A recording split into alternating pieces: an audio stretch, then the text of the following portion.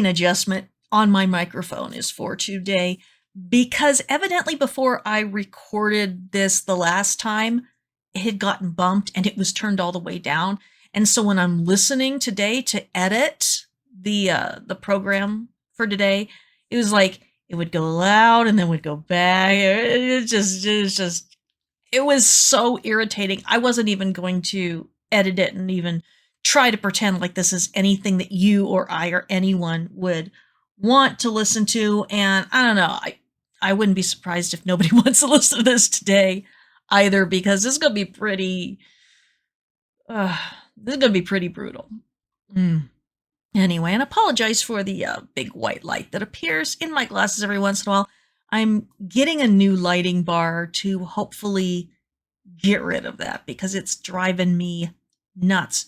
Not a long drive, and so I have to be really careful about my mileage. Oh gosh. So anyway, let's go ahead and get to this week's very spicy, controversial topic, and that's what privilege is, isn't, and why it matters. So this morning, we are going to do something very different than usual. We're going to talk about the sociological reality of privilege, what it is, what it isn't, and why it matters, especially to the church, because we find it mentioned all over the Bible and in all types of biblical literature, from historical narratives, poetry, to wisdom sayings, to apocalypses. Privilege is a word that tends to provoke strong reactions from white people like, me, even when we readily acknowledge the ways in which we ourselves don't have it as good as other people for this or that reason.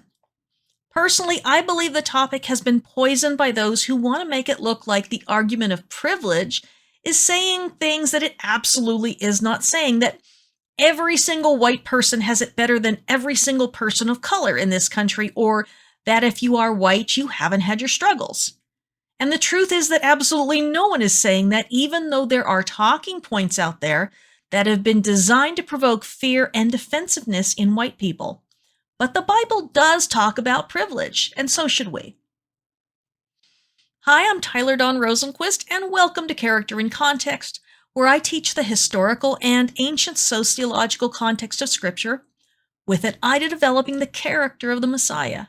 If you prefer written material, I have 6 years' worth of blogs at theancientbridge.com, as well as 6 books available on Amazon, including a 4-volume curriculum series dedicated to teaching scriptural context in a way that even kids can understand, called Context for Kids. I also have YouTube channels with free video teachings for adults and kids. You can find the links for those on my website. Past broadcasts of this program can be found at characterincontext.podbean.com, and transcripts for most broadcasts at theancientbridge.com. If you have kids, I also have a weekly broadcast where I teach them Bible context in a way that shows them why they can trust God and how He wants to have a relationship with them through the Messiah. Let's look really quick at the UK. It shouldn't even be remotely controversial to say that if you are a member of the royal family or the nobility, then you have natural privileges and perks that average everyday folks do not have. You are more likely going to attend Eton and Oxford than public schools. You will have top-notch health care and access to whatever it is that will assist you in developing your natural talents. You won't have to worry about money as long as you are responsible with it, because you have inherited wealth from your ancestors as well as titles, giving you standing that you did nothing to earn. In fact, you didn't earn anything you were born to possess or benefit from. No one does, rich or poor. We would all agree that it is a privilege not to have to deal with certain hurdles that others have to try to jump over. Let's look at Israel. And I understand this is a sensitive topic right now, but who on earth would choose to be born behind the barriers in Gaza or the West Bank? Any takers? Of course not.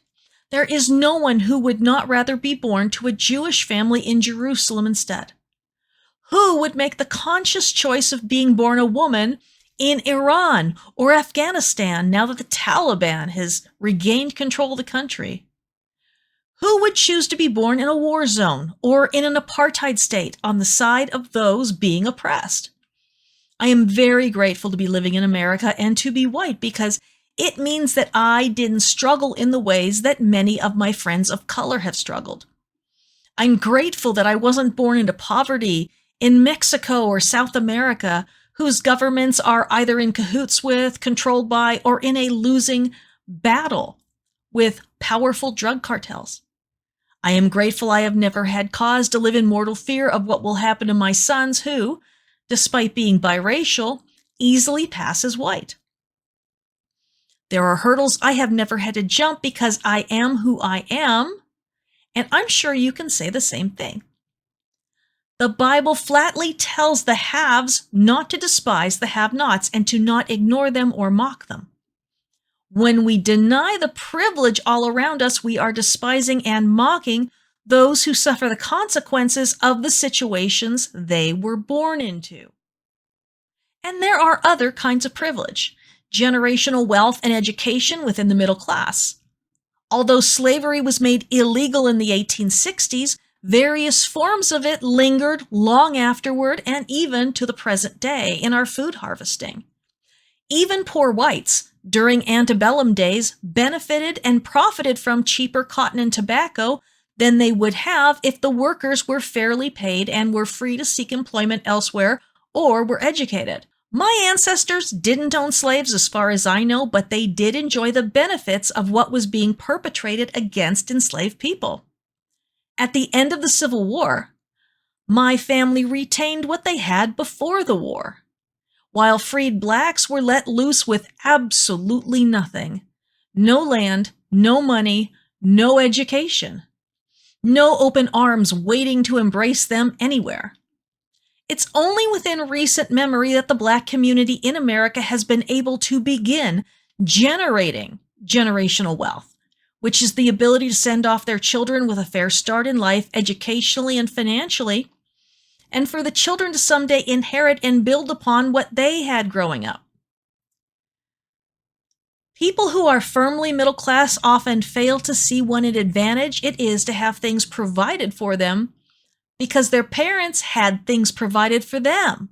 People who are upper, middle class, and rich are often completely oblivious to it. But the Bible isn't, and the prophets sure weren't. The way your family life is set up constitutes an area where advantage and disadvantage can be quite obvious. No one would deny that growing up in a loving, non-abusive, supportive, Christian, two-parent family free from addiction, regardless of socioeconomic conditions, gives young people a huge leg up psychologically over those who didn't have it. Attending a school where the teachers truly care and support their students makes a world of difference.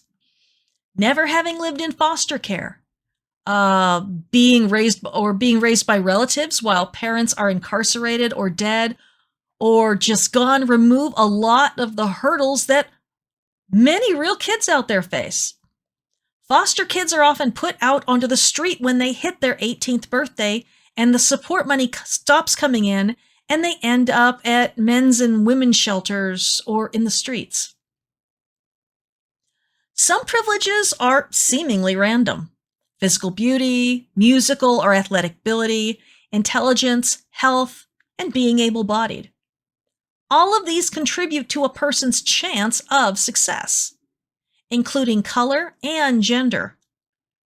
Nothing I have mentioned so far has anything to do with merit or virtue. They are very much what we would call accidents of birth. No one is born deserving or not deserving any of these. They just are what they are.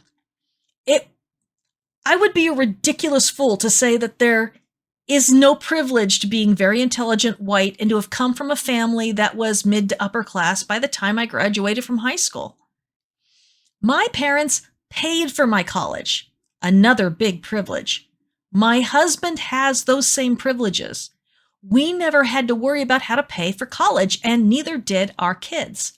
Neither of us earned that, even though we worked hard in school, because there are people out there who worked even harder and had to work full-time or part-time or take out student loans to afford their tuition.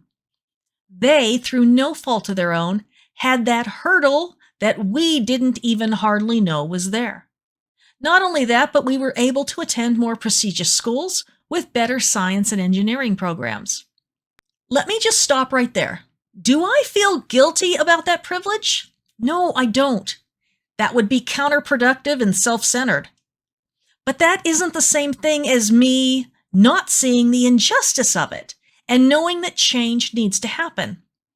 I really like Star Trek because it represents a world where a lot of this inequity has been defeated.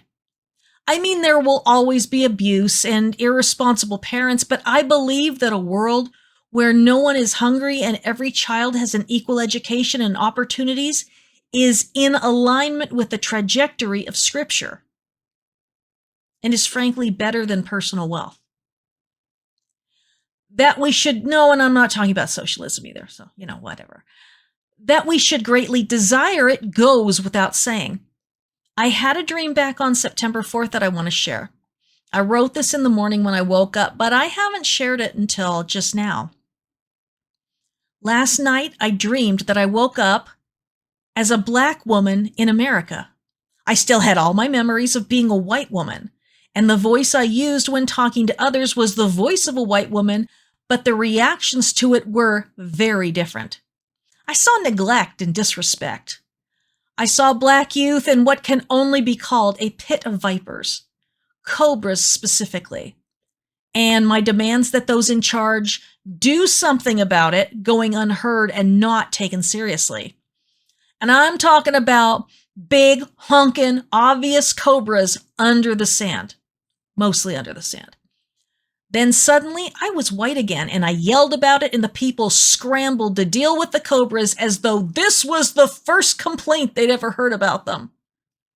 I went from setting to setting like this with similar results. It was a real eye-opener, something I knew, but I didn't know. It wasn't a matter of attractiveness because the woman whose face I bore was younger and far more attractive, and I would kill for her hair, let me tell you. The face was far more professional looking, well-groomed, you name it, but she just wasn't white. For many years now, I've been asking God to really make the reality of privilege clear to me so I could teach it, and that did it. I was so frustrated. Being white on the inside in the way I thought, acted, spoke, etc. had absolutely no effect on these people's reactions to me compared to how they responded when my face reverted back to my own. It was like a switch flipped in their heads that I should be listened to, cared about, taken seriously, and even feared. And come on, don't blame it on the Karen factor, okay? I'm 5'1". No one's scared of me. Not caring about cobras waiting to strike at kids who were Black until someone white was there demanding action and help and getting rid of them? And that's the point, isn't it? The not caring. It's worse than hatred, really. The pretending that things aren't wrong when steps can be taken on behalf of kids. It was strange. The cobras were actually yellow. I had no idea there were yellow cobras, but I looked them up and there they were, Cape cobras. Geez, they looked exactly like the ones in my dream, venomous and highly aggressive. They live in South Africa. And white adults were just standing by, casually uncaring. To care would mean needing to do something because no one could ever see something like that in real life and refuse to act if they had even an ounce of love for children or for God.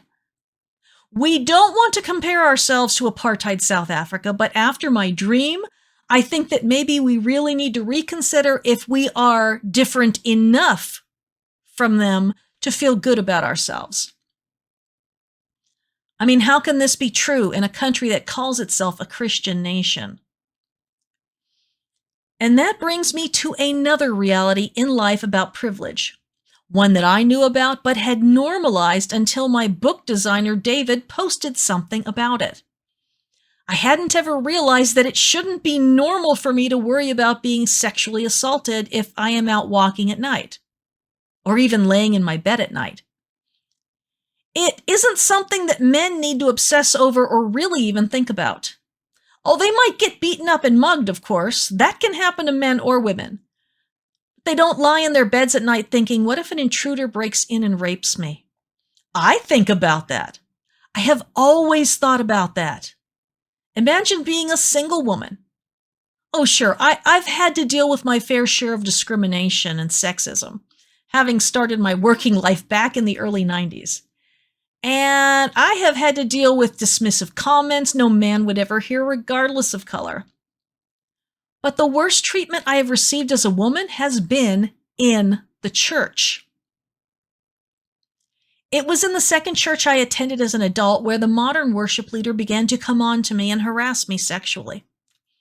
When I rebuffed his advances, he didn't stop. When I went to church leadership, I was told that it must be nice to know that I've still got it at my age. I was 33, hardly geriatric. And the idea that any woman naturally loves that sort of attention from a married man with 6 kids? Ew! It creates a hostile worship environment. Before too long, when his wife found out, I was blamed, and it was made known that I was unwelcome in that congregation. He was more valuable than I was. I was the problem, even though I had done my due diligence in reporting it. It was a Southern Baptist church, and although it surprised me then, now it wouldn't. But that still paled in comparison to what began to happen when God called me to teach, even though I make no effort to teach men. Heck, I make no effort to teach anyone except by posting on my websites and social media pages. I am only on the radio because people, actually all of them were men, came to me and asked me to do it, and I have only spoken at conferences where I was asked to come and given authority to teach, usually by men. And yet, even in minding my own business, I get gender-based hate mail from men who, instead of simply disagreeing with me, get ugly and pull verses out of context to tell me that I must remain quiet.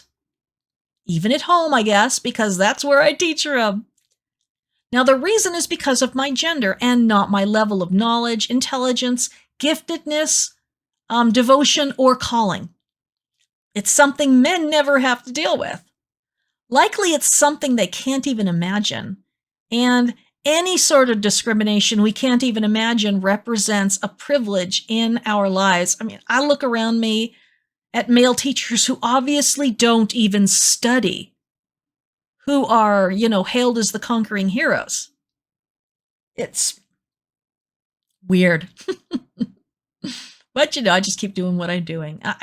The truth is, I'm not resentful, and I just shrug it off. It is what it is, and it's largely a matter of training, okay? Now, in the outside world, in many ways, I am more privileged than a black man, unquestionably.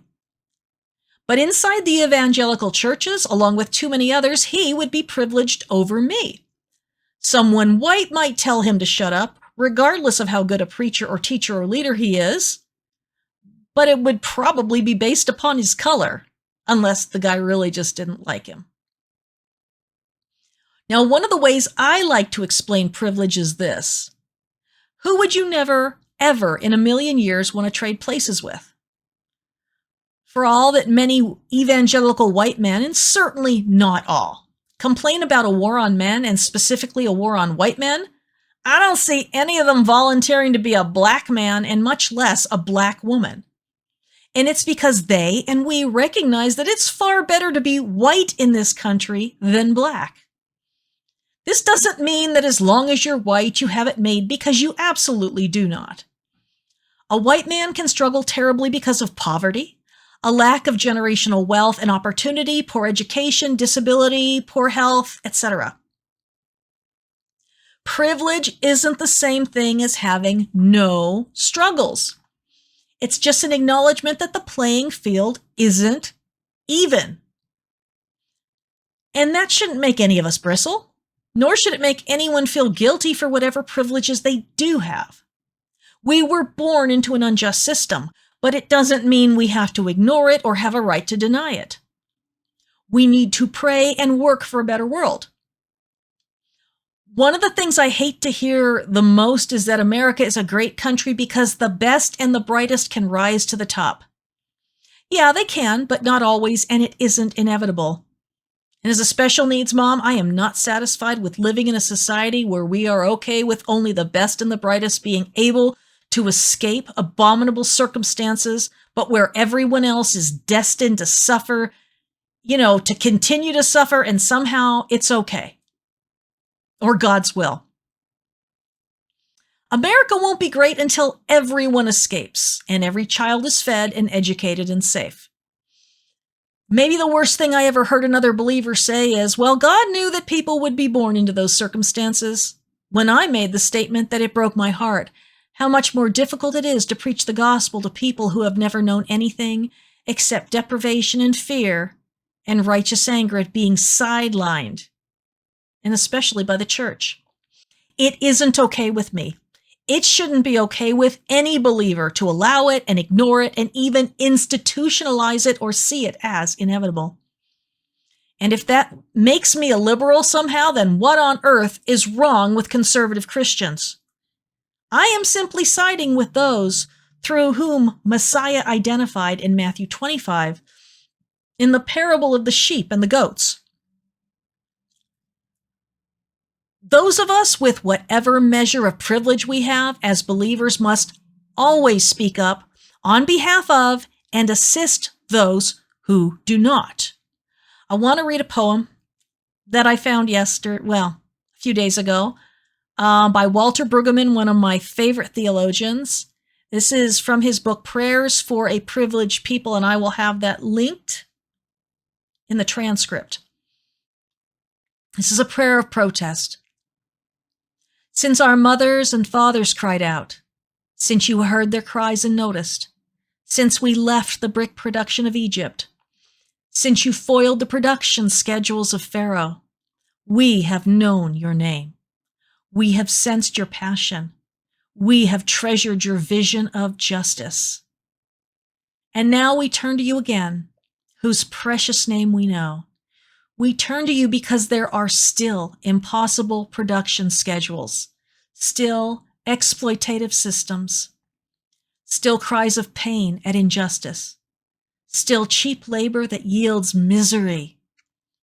We turn to you in impatience and exasperation, wondering how long before you answer our pleading question. Hear our petition. Since you are not a labor boss and do not set wages, we bid you stir up those who can change things. Do your stirring in the jaded halls of government. Do your stirring in the cynical offices of the corporations. Do your stirring amid the voting public too anxious to care. Do your stirring in the church that thinks too much about purity and not enough about wages. Move as you moved in ancient Egyptian days. Move the waters and the flocks and the herds toward new statutes and regulations, new equity and good health care, new dignity that cannot be given on the cheap. We have known now long since that you reject cheap grace, even as we now know that you reject cheap labor. You, God of justice and dignity and equity, keep the promises you embodied in Jesus, that the poor may be first-class members of society, that the needy may have good care and respect, that the poor earth may rejoice in well-being, that we may all come to Sabbath rest together, the owner and the worker, the leisure class and the labor class, all at peace, in dignity and justice, not on the cheap, but good measure, pressed down, running over, forgiven. I'll see you next week.